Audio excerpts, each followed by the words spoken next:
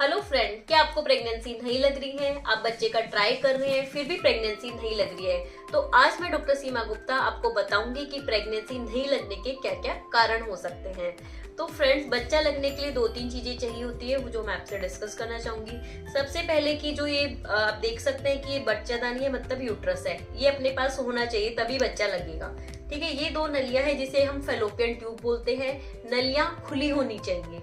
Third है ये ovary, जिसे हम अंडेदानी बोलते हैं। ओवरी में एग बनना चाहिए और वो रिलीज होना चाहिए। तो फीमेल पेशेंट में अगर बच्चा लगने के लिए एक बच्चादानी, 2 नलियां और 2 अंडेदानी होनी चाहिए। और जो मेल पार्टनर का देखा जाता है वो सीमन देखा जाता है। सीमन एनालिसिस कराते हैं जिसमें उनकी स्पर्म के काउंट, उनकी मोर्टेलिटी, उनकी मॉर्फोलॉजी, ये सब सही होना चाहिए।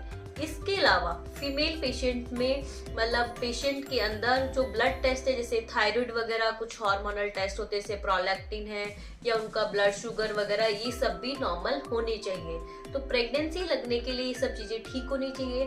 तो ये हम कैसे पता करेंगे कि ये ठीक है या नहीं? तो बच्चादानी और अंडेदानी हम सोनोग्राफी में टेस्ट कर सकते हैं। टीवीएस जो ट्रांसवेजनल सोनोग्राफी होता है वो हम करते हैं, जिसमें कि हम ये देख सकते हैं कि यूट्रस का साइज ठीक है क्या, यूट्रस में कोई पर्दा तो नहीं है, कोई गांठ तो नहीं है, कोई और दिक्कत तो नहीं है। इसके अलावा दोनों जो अंडेदानी है उसमें एग बन रहे हैं या नहीं बन रहे, ये पता कर सकते हैं। लेकिन ट्यूब हमें सोनो में नहीं पता चलेगी। ट्यूब के लिए हम एक HSG टेस्ट, जो ट्यूबल टेस्ट होता है, हिस्टोसैल्पिंगोग्राफी, जो हम नीचे से डाई डाल के फिर एक एक्सरे खींचा जाता है, उसमें पता चलता है। तो ये पता करने के लिए हमें एक सोनोग्राफी और एक HSG कराना पड़ेगा। थायराइड ठीक है क्या या प्रोलैक्टिन या कोई और हार्मोन ठीक है, ये हमें ब्लड टेस्ट में पता चलेगा।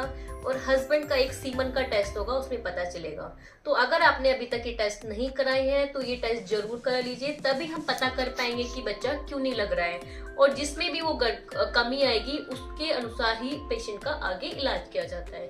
तो फ्रेंड्स, अगर आपको ये वीडियो अच्छा लगे तो लाइक, शेयर और सब्सक्राइब कीजिए। तब तक के लिए नमस्कार।